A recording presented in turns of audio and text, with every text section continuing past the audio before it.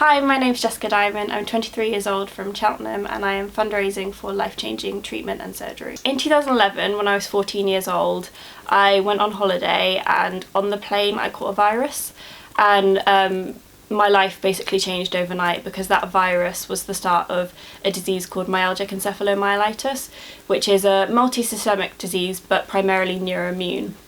So it affects all sorts of systems in the body and causes a huge array of symptoms and is very debilitating. And I didn't know it at the time, and I didn't know it until very recently, but I also have something called Ehlers-Danlos syndrome, which is a connective tissue disorder, which basically means that the collagen in my body is faulty, and so that can cause problems with laxity of the joints. And it's the combination of these two illnesses, as well as some minor concussions I had when I was younger, that has given me two conditions of the spine called craniocervical instability and atlantoaxial instability. When I first got ME, it was very mild. I was still in school, and so I was able to go to school about 50% of the time. Unfortunately, I only managed half of my GCSEs and I only managed my AS levels. I didn't manage to finish my A levels due to like a continuing, due to a continual worsening of the illness. And the entire 9-year course of the illness has been characterised by continual decline. So each year my baseline level of symptoms is worse than the last year and I lose more and more function. And I've always wondered why I was getting worse, because a lot of people with ME sort of fluctuate. They have like what they call crashes, where they get worse and then they go back to baseline, whereas I seem to always get worse and worse. And in 2019 I found out about CCI and AAI, these neck conditions, and that it was being found in people who have ME. And it was just like a light bulb moment for me, because ever since I got ill I've had really severe neck pain, like really severe. I've been on quite strong painkillers for it for a long time. So it was like an epiphany of, oh my gosh, I think I have this illness. So I started researching it really intensely. I had an upright MRI, and it was dynamic, so I moved my neck, not during the MRI but in different positions. I had the imaging taken and it shows the instability in my spine, and so last year I was diagnosed with these two conditions.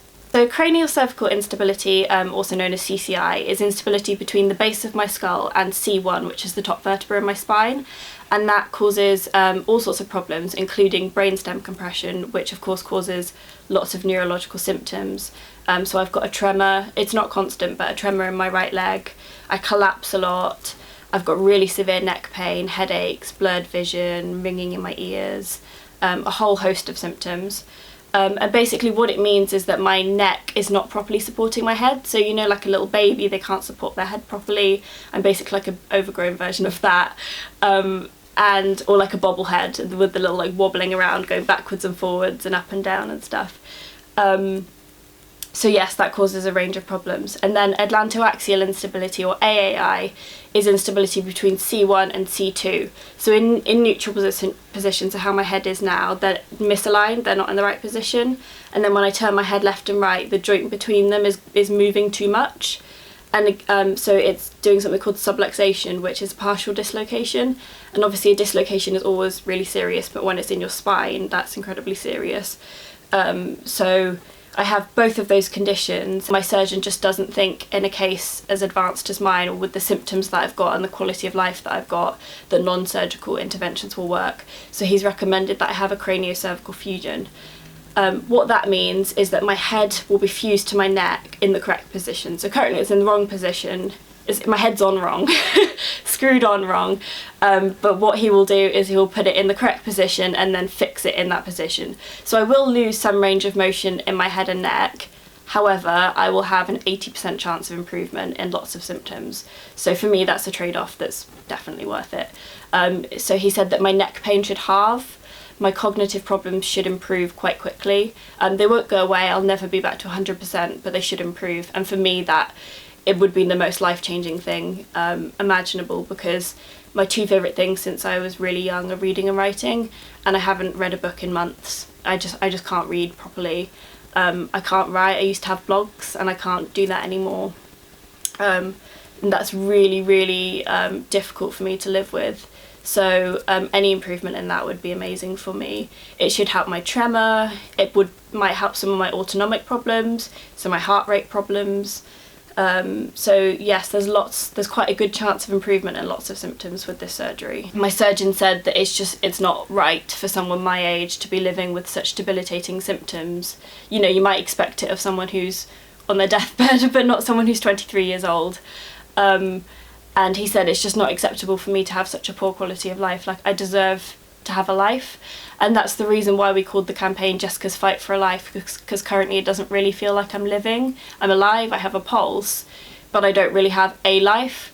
You know, I don't really have a social life. I can't do any of my voluntary work. I can't do any of my hobbies. I basically spend most of the day in bed crying. So I am fighting for a life. And that's what this surgery will hopefully give me. So before I got ill, I was really active. I was an all-star cheerleader, which is a really, really intense competitive sport. I was really academically successful. I got, you know, all A stars in my qualifications. And then when I got ill, my function basically halved, which is very common for people with ME, to lose that amount of function just from having the illness. But I really fought to continue having fulfilling life. So after I had to drop out of school, I took up a range of voluntary jobs. I worked for a charity, I coached archery, I was a local parish counsellor, I did lots of things for various communities. So I really, really fought to have a life. And I did. For a while I was able to travel the world, and I was able to do these voluntary jobs, and I had a very active social life. And my life was very difficult because of the symptoms and because of how debilitating ME is as an illness, but I still had a fulfilling life. But unfortunately, no matter how hard I tried, or no matter how many supplements I tried, or therapies, or whatever I tried, I just continued to get worse. And that could well be because of the neck conditions, because they can cause you to continue to get worse.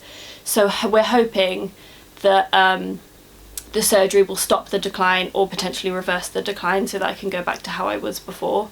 Currently, I don't really have a social life. I've had to quit all of my voluntary jobs, which is absolutely heartbreaking to me, because I really like giving back and helping people, and the fact that I'm too ill to help people now is just absolutely devastating, like soul crushing. So what my life looks like now is basically lying in a dark room with noise cancelling headphones on, because I have really severe noise sensitivity.